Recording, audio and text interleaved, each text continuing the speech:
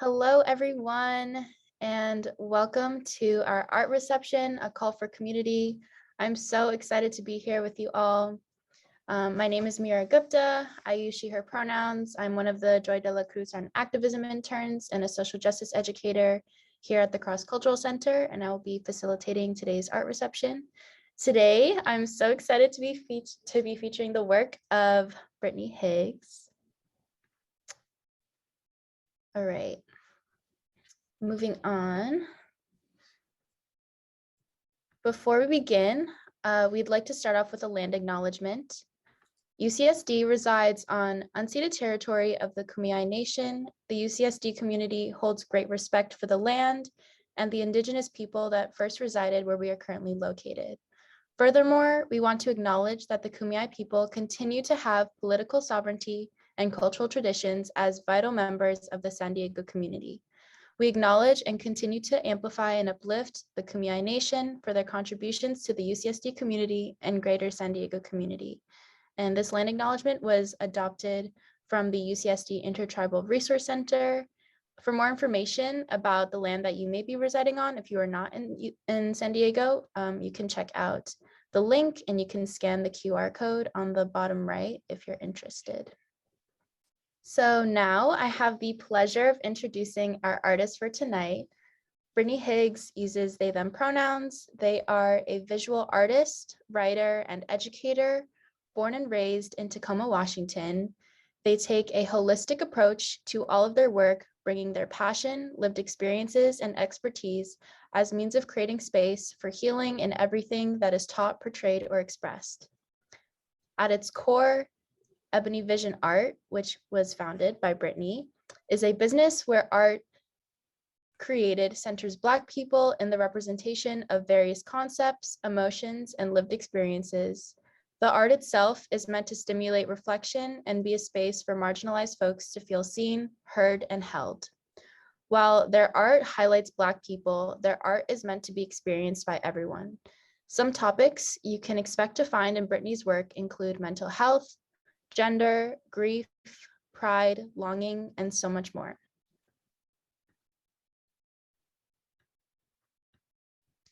So to further get to know Brittany and the work that they do, they graciously provided us with this video.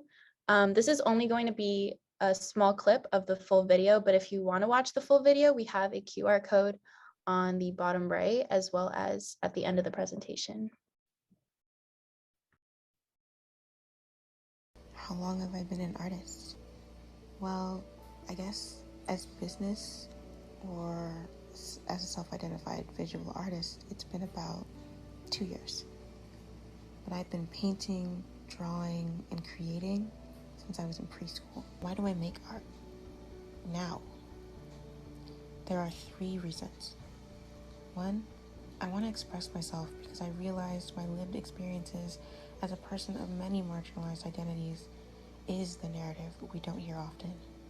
It is the artistic voice I've been searching for my entire life.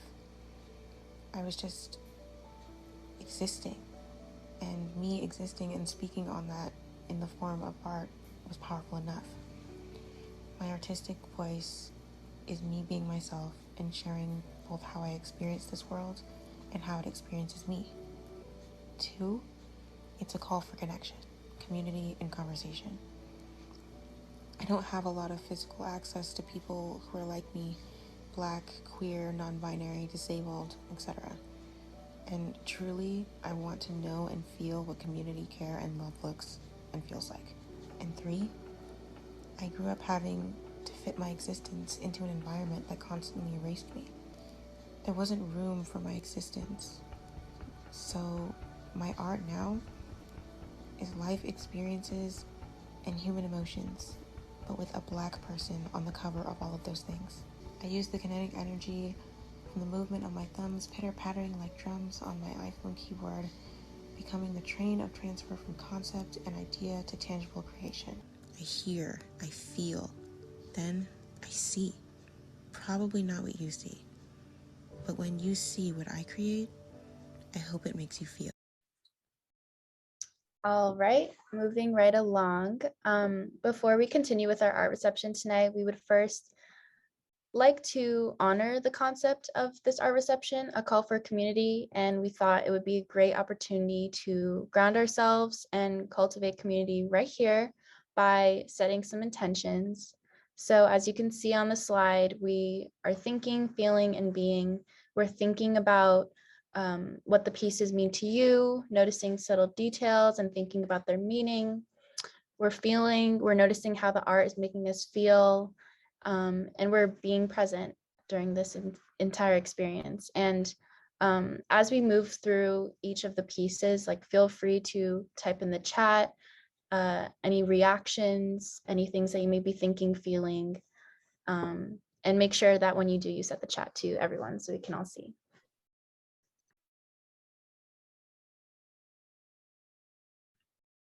We also would like to ground ourselves with this quote by Hindsight. Deepening the connection with oneself deepens the connection with others. And without further ado, I'll hand it off to Brittany. Hello, everyone. Thank you so much for that introduction, Mira. Hello, and I hope you all are having a wonderful Wednesday. Thank you for being here and sharing this space with me. I'd like to say that I'm very grateful to be partnering with UCSD Cross-Cultural Center for my first art reception, and I'm super excited to be getting into all of my artwork with all of you. Thank you again for being here. So to give you a bit of background of this piece here, this is the piece that you saw in that mini video that was played at the very beginning during my introduction.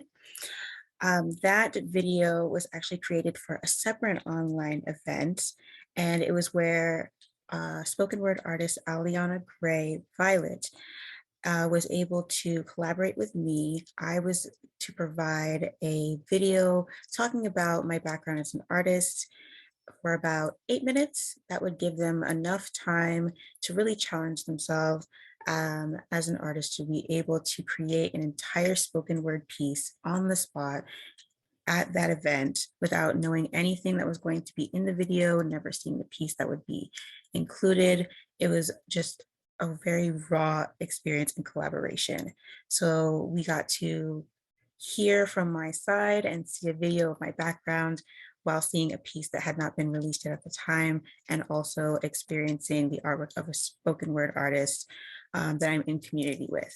And then with that, I was able to have a really amazing conversation, both with them and the people who showed up at that event, just about community and our creative processes, however that looks for us as individuals.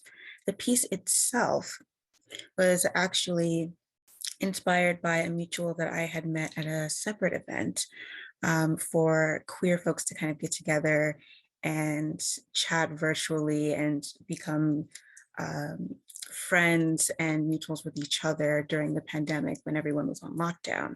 This person's name is La Espiritista. They can be found at I Am Goddess on Instagram. They were definitely the inspiration for this piece. They had written a book, which I have here on the slide. It is called Butterfly, Una Transformación, and it's a book of poems. And they had posted a quote from their book of poems, and it said, "Letting go is the slowest natural death." And that line just really stuck with me. And when it comes to my process of creating artwork, I am able to get my inspiration from others or from a source of emotions and the concepts and lived experiences of myself. But for this one, it was knowing this person and knowing that they're spiritual and also that I'm spiritual myself, and being able to really think about this concept of letting go being a natural death. What does that feeling look like? So from there, I just had images flashing in my head of what that could possibly look like. And what came to mind initially was a being lying on their back, being connected to the earth with roots, with a flower emerging from the chest where the heart would be. And I was really thinking of unpacking the concept of death and not just it being this physical thing, but all of the things that include a death and a growing, whether it's a transition in your life, going from one job to another, starting a new life in a new place, making new friends, ending relationships, creating new relationships, evolving the self, becoming a new version of yourself that you haven't gotten to know just yet. All of those require a death or a letting go of what once was and stepping into a new reality, right? So when I thought of that, I immediately thought of nature. And I really wanted to showcase how this is a beautiful thing that can happen. And also I wanted to show the hardship and how it can be a very difficult thing. Change can be very difficult. So that's where the cracking that you see over the chest comes from. While a beautiful flower emerges and while there is growth that comes from this letting go, it is still a death. There is still a grieving process, and that can be very painful. And so I definitely wanted that to show here with how the flower didn't just come from the body lightly. It was a breaking through. There's cracking there. And the rest is rooted underneath. I wanted to definitely show a sense of time. There's no definite time of when you fully let go of something, right? So I wanted to be able to show time as this never-ending loop. And I wasn't sure how I was going to do that. The thing with how I create art is that I get the main concept down first, and then the meaning builds as I begin to add more shapes or colors or elements. And what I ended up finding is I wanted to have a sense of time in a loop shown through the sky. So the full background outside of the oval is dark, and it's just like thinking of the night sky with stars. I also wanted the very center within the oval to show the same thing. And then as we expand outward into the oval, I would want different colors and different skies to be represented. So when you kind of look at it, it almost looks transcendent because there's just so many things happening. The center is the same as the outside in a way where it's all darkness in the night sky, but it's showing the different skies to show that there's this never ending process and there's no time limit on how long it can take for a person to fully let go and embrace their new reality.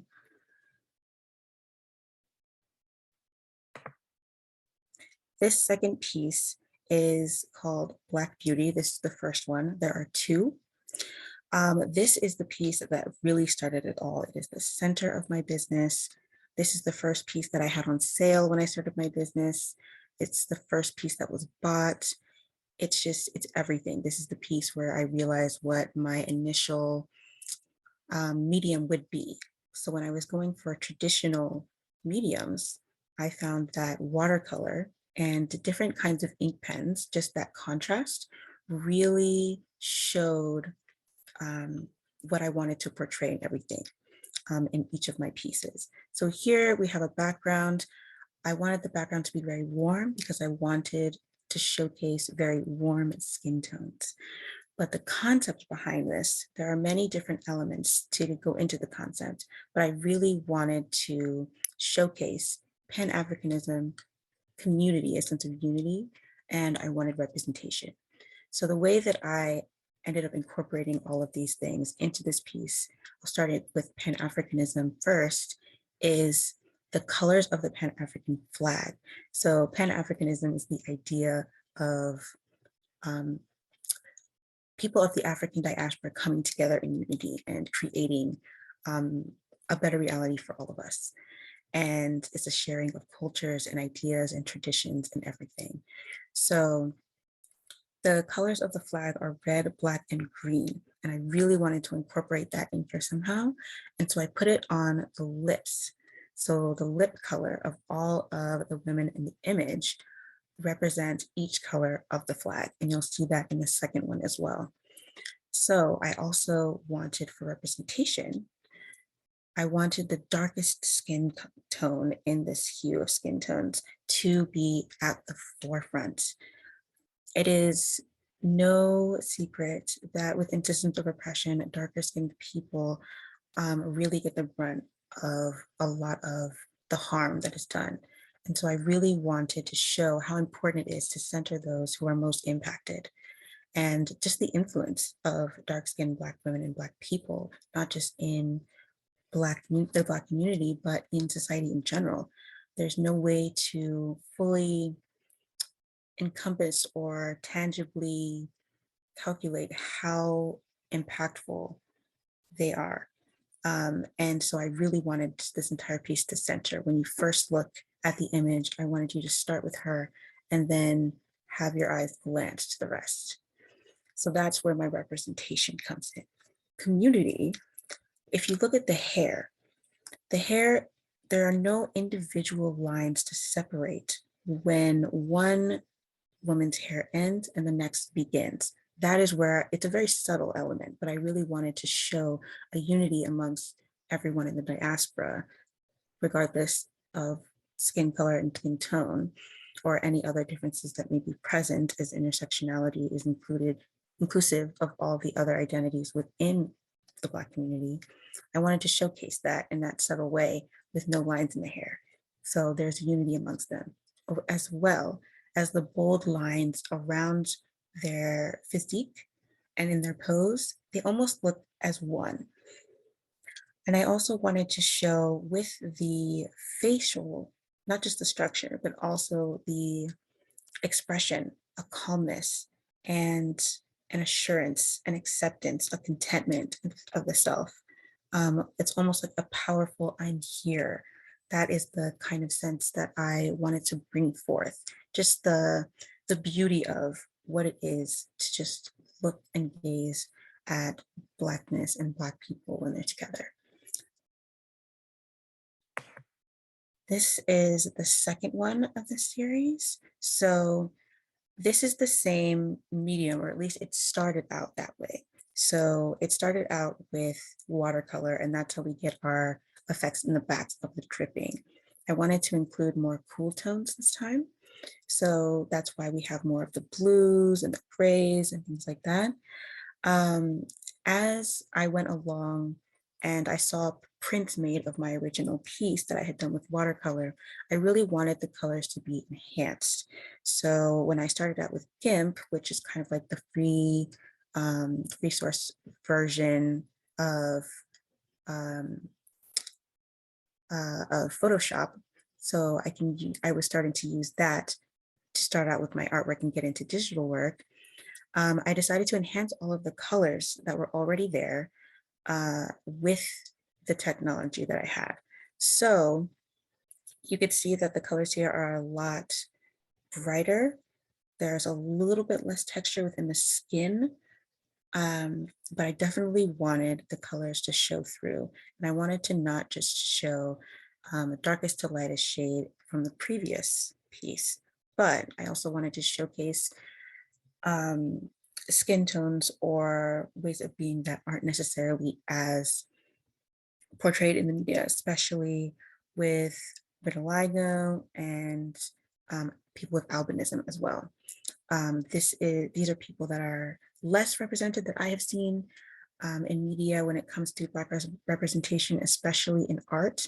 And so I definitely wanted a piece that was dedicated to them.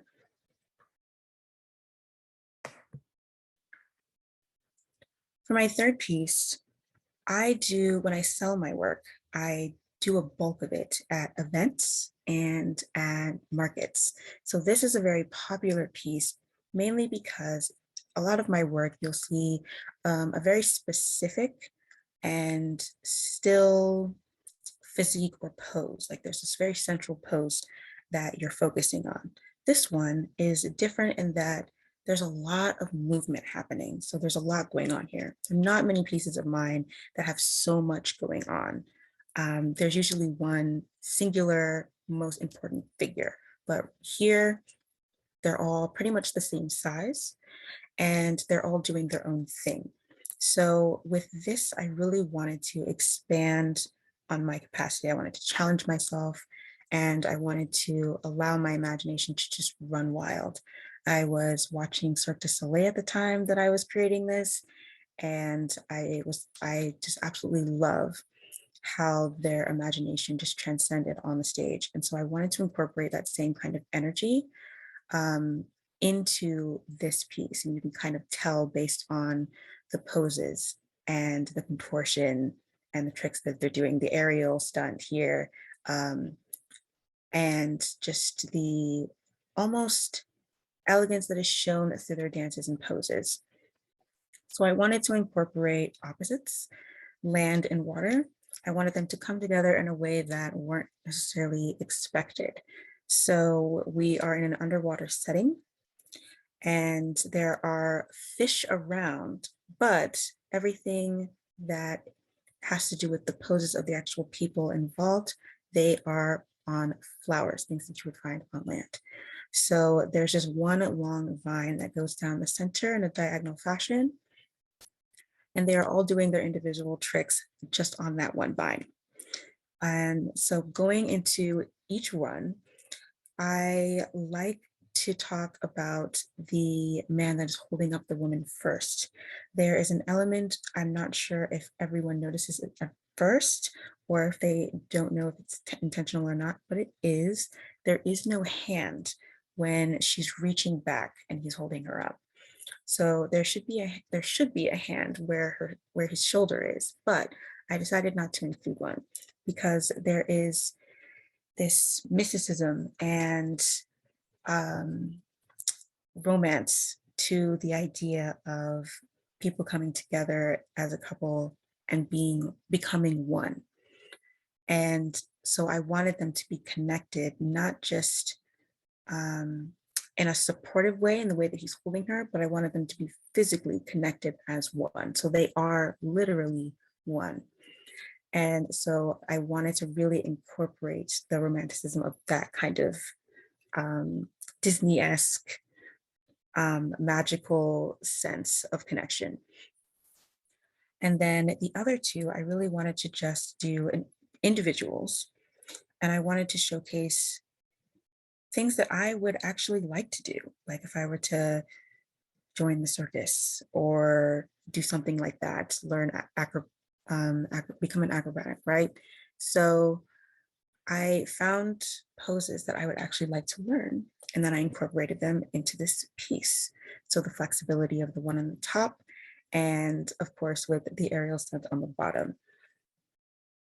So this one was a lot of fun to make. This one was definitely all watercolor and with my ink pens. You'll find a lot of line art, not just in the outfits of the subjects that are in my work, but also in the backgrounds as well. So this is another very popular one from when I'm out showing my work at events and markets. This one is not only popular because of the meaning, but it's because of how it looks. So I'm going to break down the colors first because there are some elements that we haven't seen yet in my other work. So I added some geometric shapes. You'll see that consistently in some other pieces as well. I really wanted the different geometric shapes to kind of show almost like puzzle pieces of the different kinds of skin tones that can be included in this one experience. So I didn't want the body to have one skin color. I wanted this to be a concept that could be applied to anyone of any skin color. But I was thinking to myself, what do I really want to be the center of the actual piece? Do I want it to be the person or the tree? And so instead of giving the different shades of brown to the geometric shapes or the squares in the body, I ended up adding those colors to the tree instead. So that's where your focus really kind of is drawn to, the different elements and the complexity of the tree itself. So this piece is meant to showcase the fact that when you really dig into yourself and you really think about and work on the things you need to work on and heal from in your life, that you can have access to so many blessings. There are so many possibilities out there when you really dig within. And so that's what I really wanted to show. So the roots of the tree start at the very bottom, and then going up, the growth goes through the inside and comes outside of the mouth to show that, yes, while this healing and this growing starts within you, the effects can be seen outside of you as well. And that those blessings are represented as the butterfly. So the hair, this was a difficult one. I did not know what I wanted the hairstyle to be for this. I tried many, but since this was going towards more of a spiritual type of meaning, I was thinking, okay, which hairstyle would I like to see that kind of encompasses the idea of starting within, or starting at the roots and of both the self and of the problems or the issues or anything, everything, and nurturing the growth to where there's such a length and you can see it, you can see the length and the strength. I immediately thought of locks. That is definitely the first one that came to mind. And once I started drawing them out, it couldn't be more perfect. I was sold. And I wanted the tree to sit as high as the hair. So that is exactly what I did. I made sure that everything that was in the meaning of the tree could be found in the meaning of the hair, and that they would both sit just as tall.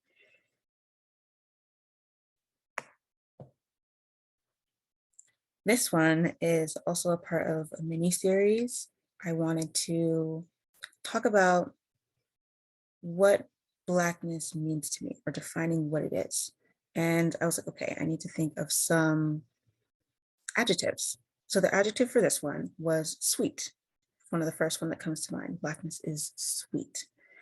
And when I wanted to figure out how to visually express that, I didn't want to use any artificial kind of sweetness. I wanted the most natural form of sweet that I could think of, and I immediately thought of honey. So anything honey that I could think of was incorporated in this piece, including the bees.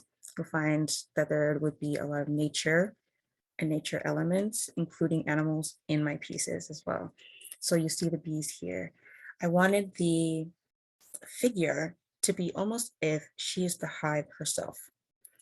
And then the background is more of if we were inside the hive, what it might look like. So getting an outside and inside view. As far as the outfit, a lot of the outfits that you'll see, I tend to like outfits that have elements that are a bit more complicated. So I like the design of the idea of having a sweatshirt that is comfortable, and then just having elements that are just really wacky, geometric, out there with the lines and design. That's something that I would personally wear. And so that's where the inspiration of the outfits come from when I do draw them. There are things that I would typically like to wear, and it also is a way for me to incorporate my line art, and it really also draws you into the figure. So same with the head wrap. I wanted the head wrap to be almost in a honeycomb shape with the hive. So I wanted that to pretty much be able to be witnessed and understood when you look at her. And the different designs, I was thinking of African print. There are a lot of different colors and very intricate design, and I really wanted to incorporate that here.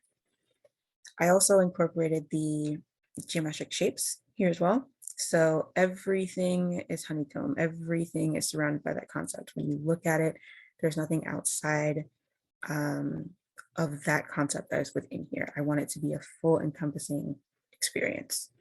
What I love about especially pieces like this, when people see them at events, is without telling them what it means to me, it's beautiful, the things that people come up with. You know, people were really reading into her face, or the fact that, you know, bees were coming from her mouth, and they were thinking about what that means to them. And they were thinking of Mother Earth and how she's the center of everything. And it's always amazing to see or to hear about the meanings and concepts that people come up with, because there's so much room in art, right, for both for what is intended or what's created on the artist's end and what is experienced by people when they witness it. Lastly, the idea of honey, I really wanted to show the drips of the honey. You can see that in the bottom left corner. When I think of honey, I think of something that doesn't expire, things that, or it's a substance that's not only sweet, but it just crystallizes as time goes on, which is a beautiful thing. And I think that a lot when it comes to Black or African diasporic culture. When I think of the influence that it has on the world, that's exactly how I would describe it. So I thought that incorporating the drips of honey to kind of bring that meaning into the mix was something that I really wanted to incorporate. So this is the other one that is included in this series of defining what Blackness is to me. And the word elegance came up for sure. And you'll find in this piece, as well as the one with the fish in it, circus, that elegance for me is really found physically in dance moves. There's an incredible amount of strength that it takes to have the body control to make the shapes and movements flow like they do. And so when I was showcasing the elegance, I really wanted to come up with or find a piece or a pose that would show something that was a little bit difficult. So I even tried it myself. I was like, okay, something that would take the strength to hold the pose and also show a bit of flow. And in the hair, I wanted to show in actual words what Blackness or being Black or what have you is. And I gave some just affirmative adjectives: beautiful, so beauty, power, and elegance. And I think that all of that can be seen in the pose itself. And so it's just added and more explicit once it's in words. A lot of people had the appreciation of the fact that there was a tummy roll. I thought that it was really important to have that kind of representation because I'm not a super skinny person. So I actually really want to see more rolls. I want to see more realistic body shapes in art. And so even if it was just one line, I actually really wanted to make sure that you could see that there were some folds there. So that was really important to me. And then same with the outfits in my expression before. I thought of how I would like to dress if I were dancing. And I thought of like a sports bra and maybe some yoga pants or something like that, some leggings. And then I added my little line art throughout. And then the background was basically just to have splashes of watercolor to really enhance what's happening with the figure. Also, a note about what you'll see in my art and what you have seen already. Even though I identify as a non-binary person, I identify a lot with Black womanhood. And so you will see a lot of figures being femme presenting. So now we're getting into some pieces that are going to be talking more about mental health. So I do experience different forms of mental illness. And there was this book that is called The Body Keeps the Score. I can't remember the author's name off the top of my head, but it is about the scientific approach to understanding how trauma is experienced in the physical body. And there was this other book by, I believe it was Joy DeGruy, and she wrote a book called Post-Traumatic Slave Syndrome, where it's a similar concept, but it's specific to the African diaspora. So for those who are descendants of slaves or people who were enslaved, the book is about what that trauma looks like being passed down genetically and how it can show up. So with those concepts in mind, I really wanted to showcase where different trauma can show up in the body and how. So this one, face, shows how there are effects of trauma that can be found in the head, whether that's things like headaches, dissociative states. It can range and be anything. There's no one size fits all for how mental illness can show up.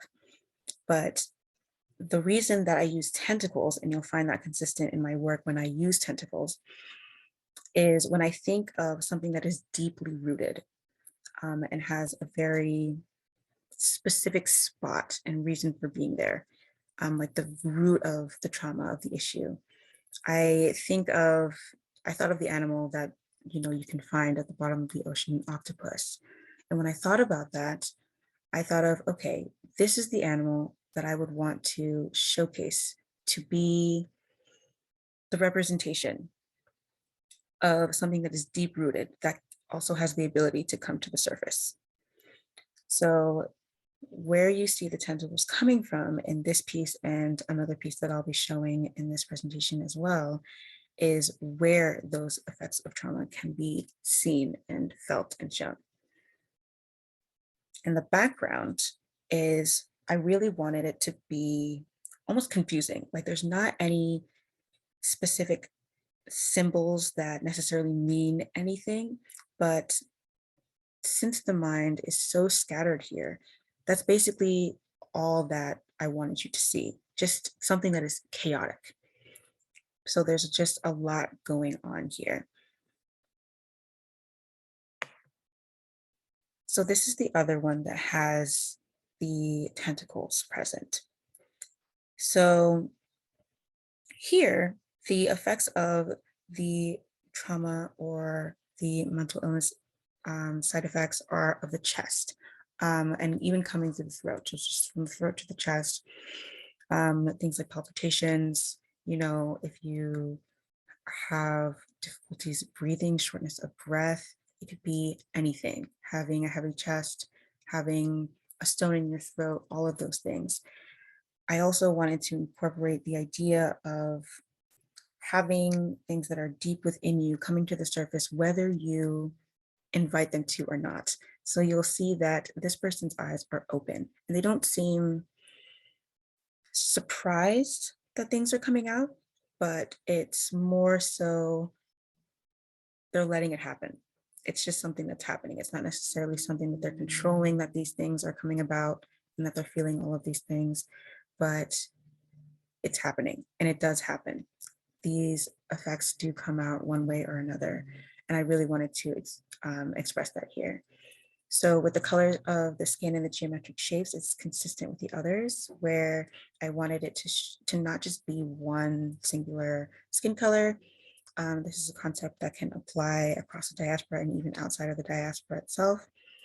And then the tentacles are consistent in the meaning as well. Because of the warmth of the colors of the skin, I wanted to have warm colors and they just really pop. And keeping the background to be something that is a bit chaotic, just different pieces that are falling in and out of place as the processing of all of these things that are coming to the surface are being dealt with. So that's what I really wanted to portray here. So there's a lot of movement going on, both with the tentacles themselves and with the triangles in the background.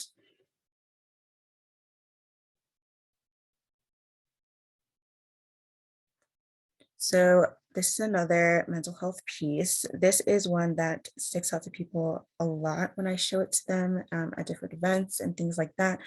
Again, because the eyes are open, and a lot of my pieces, you'll see the eyes are closed because I like to focus on the feeling itself.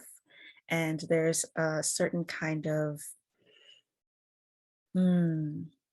expansiveness that I feel can be expressed when you close your eyes. So this makes this almost even more intense because not many of my pieces have eyes that are open. So this figure is looking directly at you, just piercing into your eyes and into your soul. And I wanted that to happen for a specific reason. So what's happening here is a dissociative state. So the process of someone, becoming detached from their reality, their emotions, their memories, and what it looks like for me. So if I were to look at myself in a state like that, this is what I imagine I would look like and what I would see. There's just so much disorientedness happening. So I really wanted that chaos and confusion and that feeling of being stuck to be portrayed, not just in the hair, but in the background as well. So that's where the spiral comes in. It's almost like you're just, you're falling and you're trapped and you can't escape this space of being unable to connect with the reality that you were once a part of. And it's a very terrifying experience. And I really wanted to portray that here. A lot of times when I am facing the effects of mental illness, I like to find some sort of validation of the experience in artwork and TV shows and movies and things like that, to just kind of find something that says, hey, like what you're experiencing is something that other people experience too. And when I looked to find it, there's not a lot of artwork, and actually there was none that I found that would show these kinds of experiences with people who look like me. And so I thought to myself, how would I draw this experience? And this is how it came out to me. And I know that a piece really is resonating once I can start to feel the emotion that I'm trying to portray as I'm looking at it, as I'm creating it. So with a lot of my mental health pieces, that's kind of what I'm going for, is giving that representation of things that many of us experience, but in a way that can be relatable to people who look like me. This is another mental health piece. This is of a very specific experience, but it can be expanded into so many different things. So this is about an experience that I had when I first started out with mental health medication. And it's the feeling of being put on the wrong medication and how it really made things worse and enhanced what I was already experiencing. So everything in and around me was just gray, it was dull. I barely even remember specific things about it other than the feeling, because everything was just so disorienting and so mixed up. Everything around outside of myself would be colorful, but the gray is rapidly expanding. So that's what I wanted to portray here. And the pills in the hair and coming out of the mouth, it's just the overwhelming feeling of being put on so many different medications that just aren't working for you and are having these detrimental effects, and being stuck in that trial and error until you find something that works for you. And it's almost like being trapped in this specific kind of cycle. And I really wanted to show movement within the square to show that there's a lot of expanding of the gray that's happening.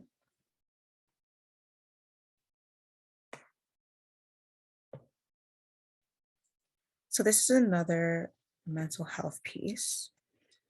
And this one, I haven't really shown this one. This one is more simplistic. A lot of the other ones have line art, a specific pose. The poses are usually the main event of the actual piece itself. This one is very different from all of my other work that you'll be able to see. So this one, the figure is actually quite small, and the focus of the piece, while it is still her, you are looking more at the words in all caps around "I am loud." So being a person of many marginalized identities, a lot of times that comes with a lot of gaslighting, a lot of people telling you what you do not experience, or that, what you are saying and experiencing does not exist, it's not a thing, or that compared to other people elsewhere, it's almost like you are not allowed to express or feel any type of discontentment about your experience. So growing up with so much of that, one thing after another, one invalidating comment after another, this one was less so of, hey, I want to show this experience. This one was really just, I'm going to put this emotion on paper. So this was my affirmation to myself. I'm allowed. I am allowed to feel. I am allowed to be angry. I'm allowed to be frustrated. I'm allowed to express my experience. I'm allowed to share it. And I'm allowed to take control over it. And that's really what I wanted to portray here. It was more so if I were to have journaled in a diary, but in the sense I was, instead of writing words completely, it would be an image. This was me processing and telling myself, I am allowed. I am able to take up all of this space and not have to apologize for it. So that's what I really wanted to portray here. This is me with a third eye being open. Like, this is a lot of processing. This person is basically in fetal position, trying to self-soothe, but the queen that she is and the power that she has, it's coming to her. It's starting to register. So with everything that's coming to her, that telling her that she's not allowed to feel, that she's not allowed to be, that she's not allowed to exist, she is finally realizing with the third eye open that no, this is not the case. I do not have to listen to those voices outside of myself in that way. Like, I do not have to give them that power. I am able to show up and to be. And so this is a very personal one because this one is not shown. It's not in my shop. It's not taken with me to any events or anything. I don't really show people this piece, but I really wanted for my first art reception to just bring it all here with all of you. So here it is. This is a part of me. This is a piece that I come to a lot when I have to remind myself, like, I am allowed in a space and in a world that is so invalidating. I wanted to bring this here with you, and also as a reminder, not just for myself, but for everyone that's here or everyone that will be seeing this later, that to just stand in your truth because you own that.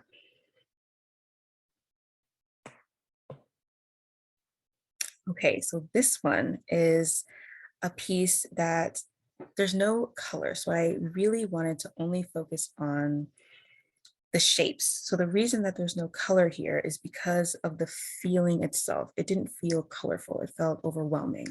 It felt busy. It felt urgent. It felt anxious. And the feeling that I'm describing right now is that impatience. Like, it's kind of the idea of wanting something so badly, but knowing that either you can't have it or there's no way for you to obtain it anytime soon. And so all you can do is sit in a space and wait. And there's nothing you can do other than that. And it's almost debilitating. It's really hard to sit there and actually have zero control over the thing that you desire the most. So for me, I envisioned Mother Time just picking away at my brain, just opening my head and just picking piece by piece. That's the image that came to my head. And so that's just what I drew.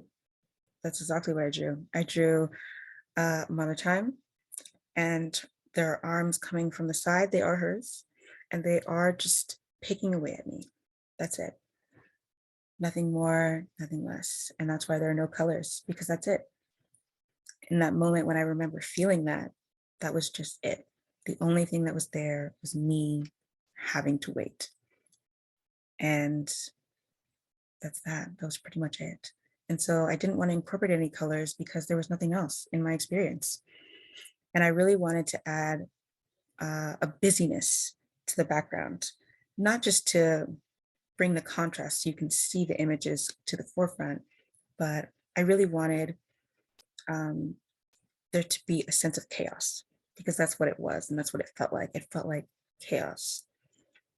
And once I finished drawing the last circle in the background, I felt like I was done. I had all of my painting I had all of my watercolors and paintbrushes out. I was going to add a bunch of colors. The bottom was going to be rainbows. There was a bunch of stuff. But once I drew the last circle on here, I looked at it and I thought, this is done. This is it. It's complete. When I look at this, I feel like the way that I felt being unable to attain what I deeply desired would feel like. That's like the physical representation of what I felt like at the time. So this was a fun one. This is one that was inspired after I went to Central District in Seattle. That is a historically Black neighborhood due to redlining. But it was such an affluent neighborhood. It was beautiful. There were Black businesses everywhere. So many famous artists like Jimi Hendrix would go to places there and play music. Like it was an amazing neighborhood. And I went there to show my art to Wanawari, which is it's a house in the neighborhood, and it's used to showcase Black artists' works and also have community meetings and events to basically encourage Black people to come back to the neighborhood. So they were kind of moved out due to gentrification, but slowly moving back in as more and more organizations come together to really bring the Black population back to that neighborhood. And as I was walking through the house, which is Wanawari, it was like walking into a time capsule of when everyone in the town or in the neighborhood in the city was Black, and what that looked like, and the lives of the people who even used to live in the house, let alone being neighbors and things like that, and the artistry that they would hold and showcase there. It just really made me want to learn more about not just, Black history within the country, but where I was. Like, I didn't know that we had a Black Panther chapter in Seattle. I didn't know that we had Central District as a historically Black neighborhood. I didn't know that there were so many famous Black musicians and artists that used to perform in that area. And there are so many buildings that are so historically relevant and have such a deep history that you would be surprised that you would read about these places and these things and you would go, wow, like this kind of thing happened in Seattle? That's crazy. But no, like it was just so eye-opening to me. And I just felt a sense of pride learning about all of these things. And so I just took images that I had found here and there from the internet about of places within Central District, cut them up in a collage, and I made that my background. And then I had a drawing of a feminine figure, just kind of looking over their shoulder, almost in a calm sense of pride, like this is the history that I stand on the back of. This is where I'm coming from. And just having the Black Power fist as the tattoo on the back to really encompass how having all of this knowledge is so incredibly necessary and powerful.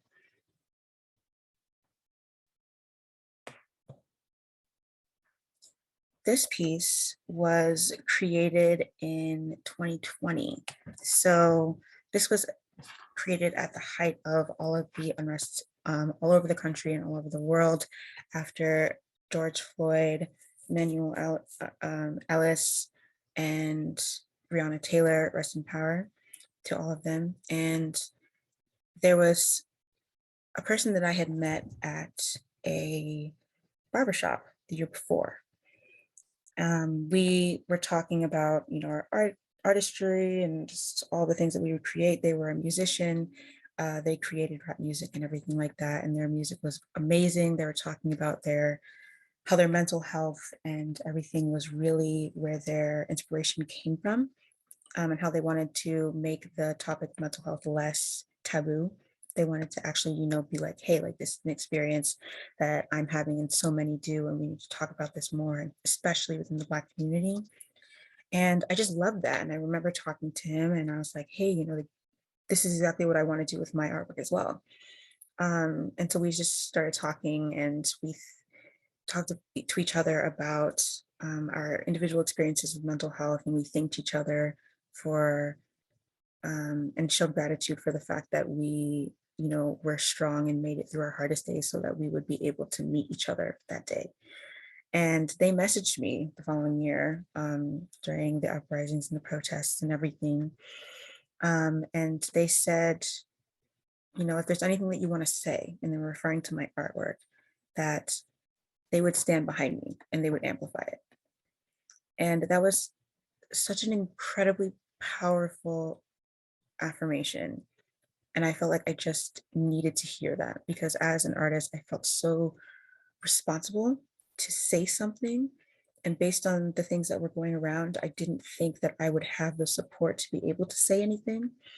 And there's so many things that I wanted to share, and I didn't know how I wanted to do it. But just having that support from that one person that I met that one time meant everything, and it changed everything. And so that created this piece. That's what led to this.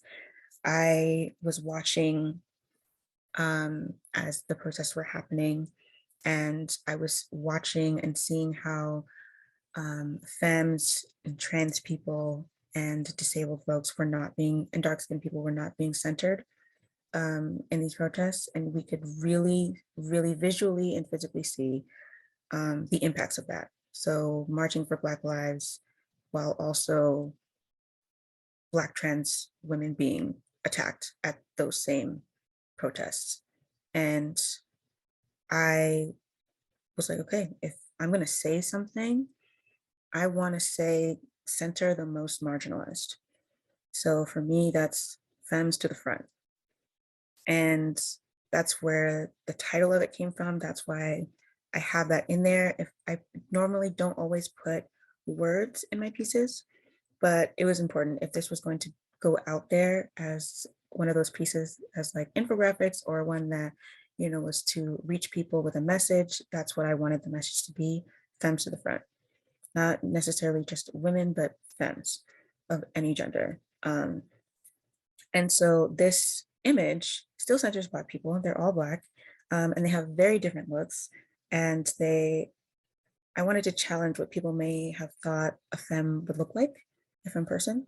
So I had so many different body shapes and types that I wanted to include here, which I did. And so this was it. This is what I came up with of what I really wanted to say and to showcase. I didn't end up posting this immediately after I made it. There was another piece similar that I hadn't finished yet. This was the second one, but I wanted to go back and finish that piece as well before I went and shared both of them. But this piece was basically sharing, hey, if we're going to organize, let's center the most marginalized Femmes to the Front. So this was the first one. This is the other one that I wanted to complete before sharing both. It's called He, They. So I have been on the journey of exploring my gender, and especially my masculinity. What does my masculinity feel like, look like? How does it show up in spaces? How does it impact my relationships? All of that. So I've just been on this discovery process within myself, still am. But I really wanted to challenge what people would imagine when they would think of a masculine person. So these are all masculine people. The pronouns for each subject is underneath them. So the first one, he, him. Second, he, they. Last one, they, them. So just a range of different gender identities and pronoun usages, also with different looks in as far as skin color and facial features and body shapes and types. So that was really important to me, just challenging the idea of what being masc looks like.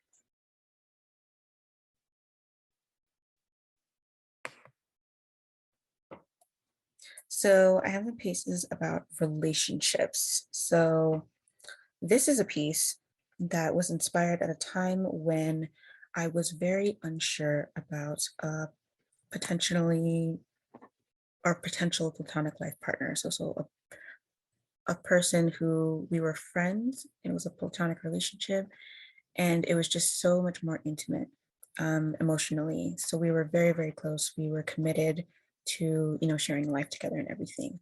And it was feeling like that relationship had to come to an end. And at the time, I was practicing tarot. So I was using the different cards to kind of get in touch with, my higher power, my higher self, to kind of get answers. What should I do in this situation? Is there an energy that I'm missing? Kind of getting in touch with my intuition on letting myself know which way to go. And what I received back through my reading is that I already knew what needed to be done as far as that relationship is concerned, and that I was basically looking to the cards to give me an answer that was outside of what I already knew needed to happen. So I just needed to implement, even though it would be very difficult, what I needed to do, which was unfortunately ending the relationship.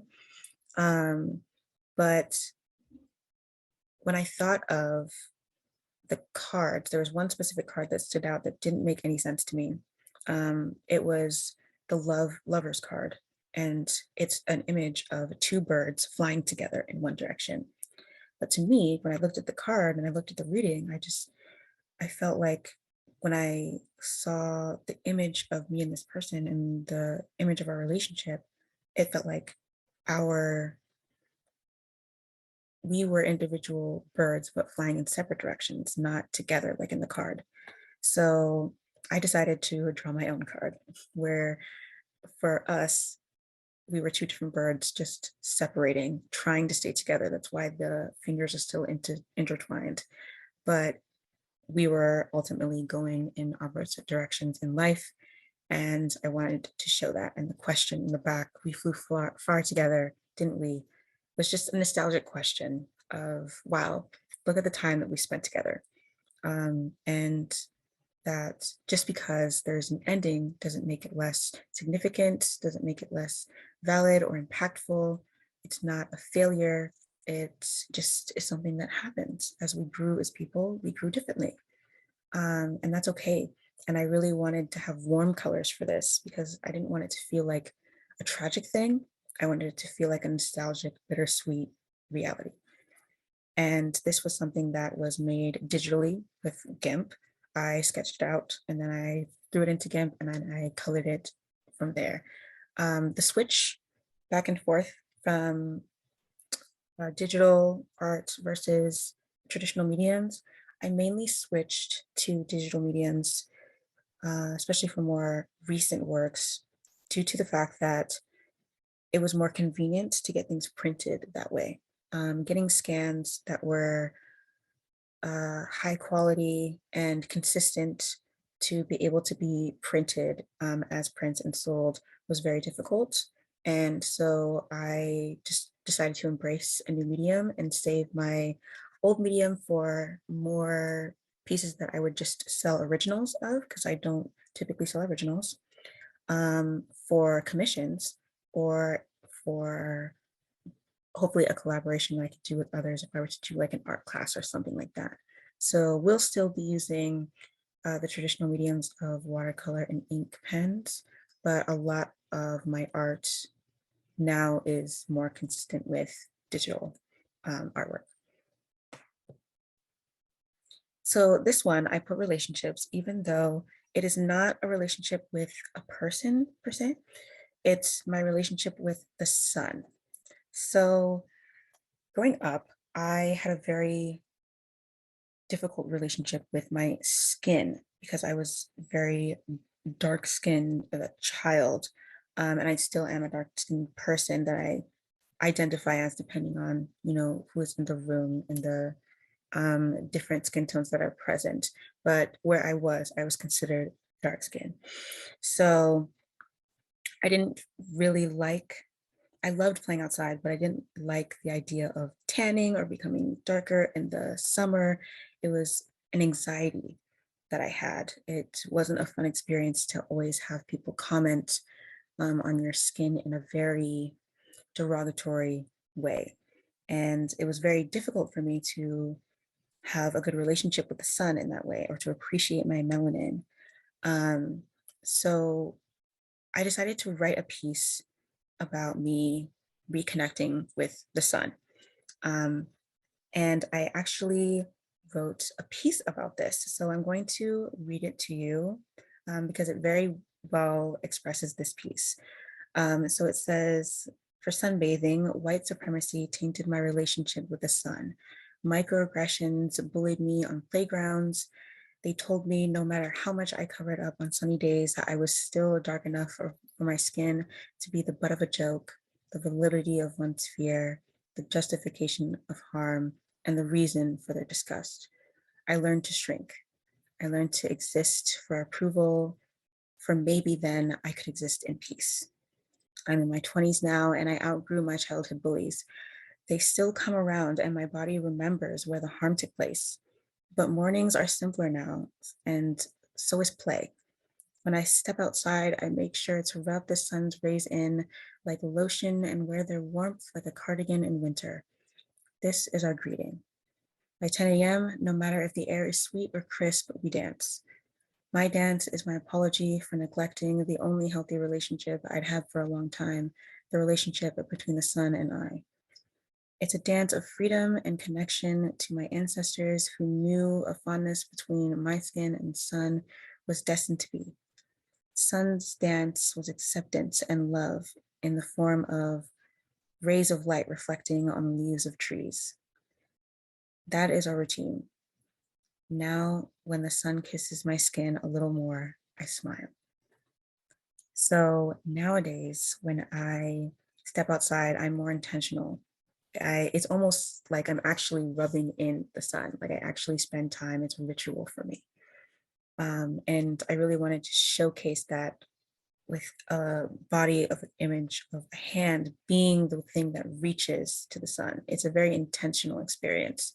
So I didn't want the head with the arms reaching for the sun. I wanted the head to be the arm that is reaching for the sun. So that is the subject, and that is actually, this is a very deep one for me because this is very recent that I made this piece and made that connection with the sun again. So this is a new piece. This is a piece where it has not been released or anything. I had finished it specifically to show today, and it is about community. So one of the reasons that I create art, which was shared a bit in the mini clip of the video we shared earlier, it is to create a sense of community. So I want to know what community care and love looks and feels like. And so I basically create art in a way as a flag to say, hey, I'm out here, where are you? And so I have an image of a gender ambiguous person, almost being complete by the love of community. So being handed the rose. And that's what I really wanted to show here. There's no background, nothing. It's just the person accepting the community and care and love that they were missing in their life. Because self-love, while it does go far, we do need community, love and care and support. So that is really important to me. That is something that I'm exploring and experiencing now.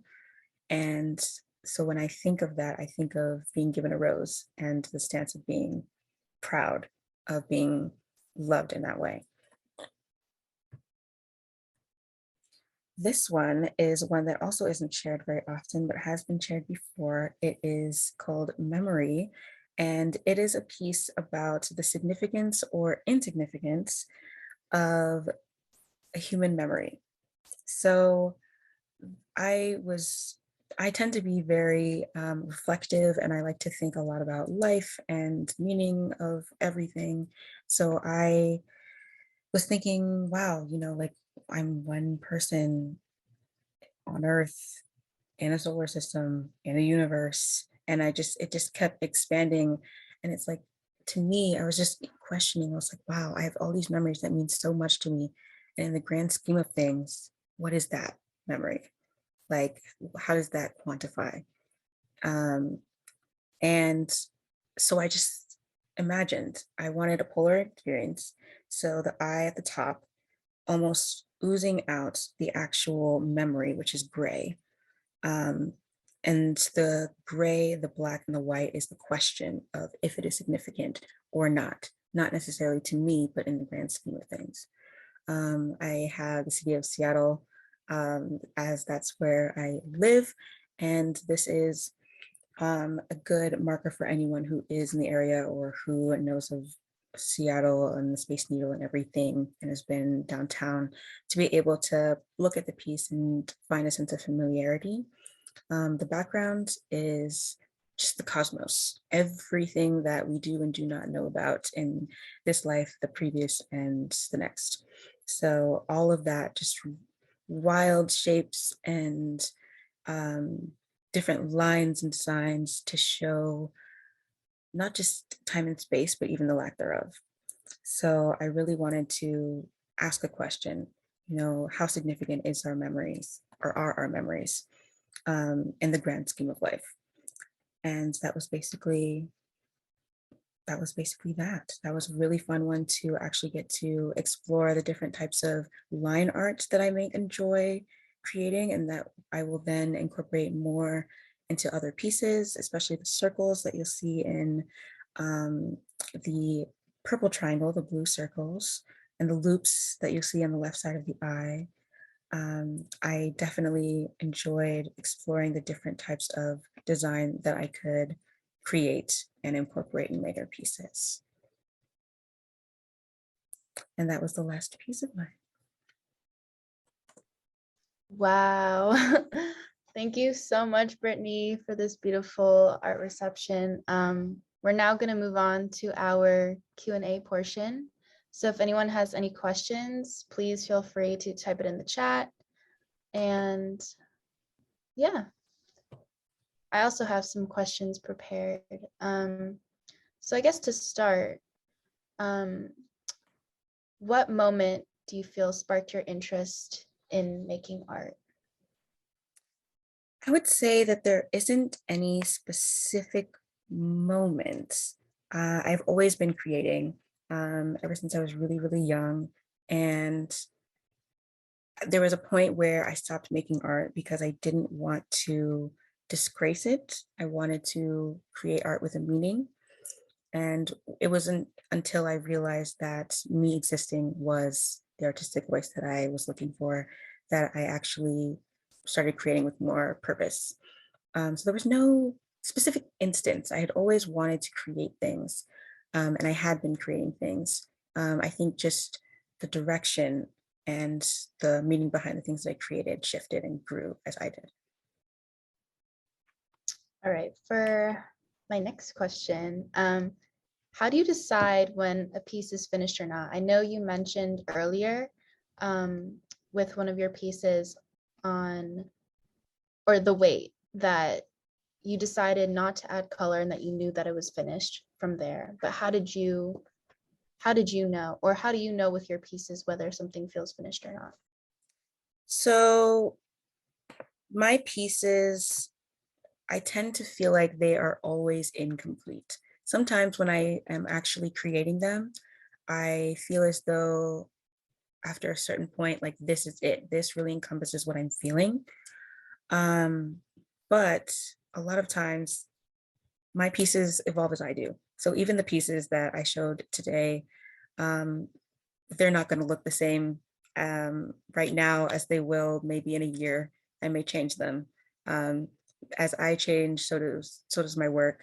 So a lot of times it just depends on where I'm at. At one moment it may be finished, and another it may not be. And maybe I'll add an element, or maybe I'll make another copy or a different version with different elements. So it really depends on where I'm at. Thank you. For my next question, what is your process as an artist for when you feel stuck or unmotivated? I don't like to force it. So I like to write down my ideas whenever I actually think of them. And if I'm not thinking of them, then I'm just living my life, just doing my thing that I would normally do day to day. And inspiration will come when it comes. Sometimes it's within me, sometimes it's within the people that I meet. It's sometimes a mixture of both, and sometimes neither of those things. I just allow the inspiration to really come to me. And because I have such a patient uh, base of people that like to experience my art, it is easier for me to be able to allow that process to happen. For my next question, how has your artistic practice evolved over time?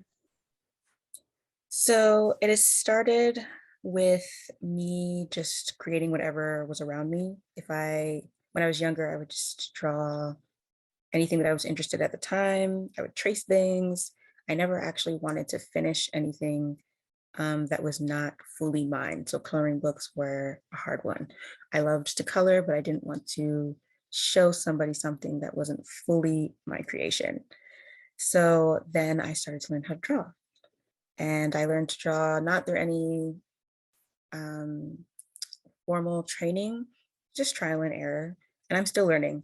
Like as I create more pieces, especially with human bodies and not so many specific zoomed in portraits, I am constantly challenging myself. So each piece is my practice. I don't necessarily practice separately. Um, Outside of the pieces that I'm working on that I want to create, they both happen simultaneously, like at the same time. All right, this one is sort of two questions in one, but in what ways do you use your other work in writing and teaching, if any, in your art? And how do you use your art to influence other parts of your life? Okay, just looking at the question again, because I saw another one pop up in the chat, so I want to make sure I get that one as well. So with my holistic approach, I love to encourage and leave space for healing in everything that I do. So with my art, I like to be able to showcase things that maybe people aren't expecting, or in a way that isn't necessarily expected. So I like to incorporate that sense of healing, or that ability to make room for healing to happen in everything. I do the same with my writing. With my freelance writing, I do a lot of personal narratives. A couple have been published, and I like to be able to share my experience in a way that when people read it, they're taking that pause themselves. Same with my art. And with my teaching, it's the same thing. It may be a little bit more specific to the specific things that I want my students to be able to reflect on. But being in touch with their emotions is a big part of it. So for my education experience, I experience a lot of students who get very frustrated. They have a lot of anxiety around the things that they need help with. And you get to see a lot of where the coping skills can be very helpful for those types of emotions, building up self-esteem and things like that. So really taking the time to dig into those things and give them the space before moving on to different content, so that they have the confidence in themselves to be able, and the tools to be able to both sit with and sift through their emotions and cope with their emotions as they're learning, and create a different experience and a more enjoyable experience when it comes to learning new things. I see a couple of questions in the chat. Are there artists who inspire you? A ton. I wouldn't even be able to name them all for you, but I have them all in a Instagram folder. So I always save them. It is absolutely amazing. I don't necessarily have specific styles that I find in other people's work. it's more how they explain it and how they bring themselves to their work. So their approach to their art is really what inspires me. So a lot of my inspiration does come from people online who share their work.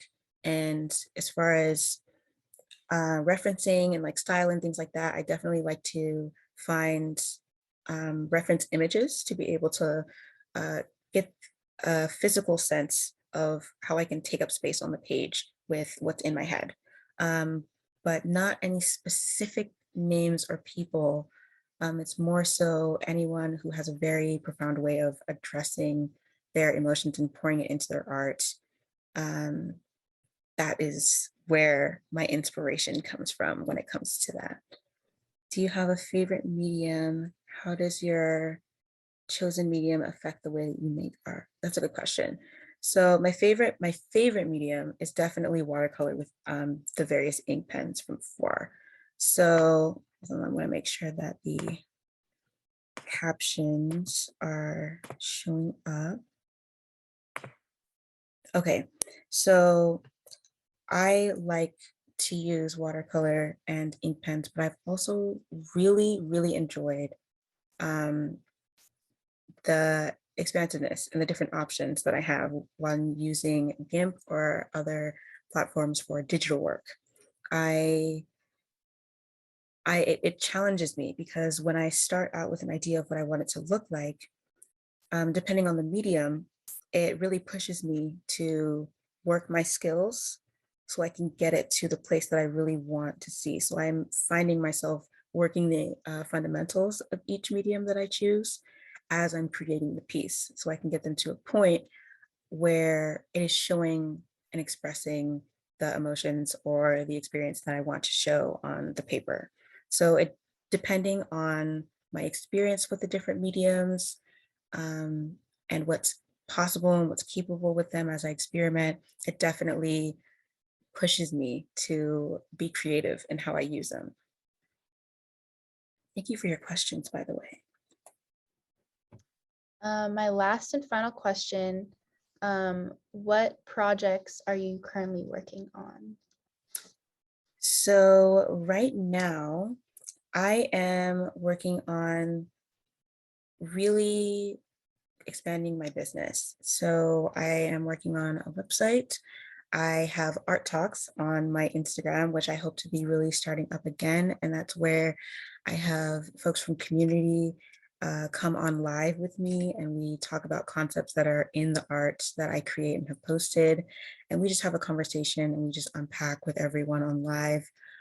So I have that. I have many commissions that I'm working on for projects that have not come out yet. There's one for a workbook that's coming out, commissions for a couple of logos. I've done a couple of personal commissions as well. I am working on another one of those. So just many individual projects and many people that I get to meet and collaborate with. That's really exciting. So all of those will be coming up as well. Thank you so much, and thank y'all so much for your questions in the chat.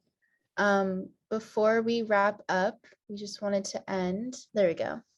Our presence has purpose, and this is also from Hindsight. You can go check them out on, I believe, YouTube, and they have a podcast as well.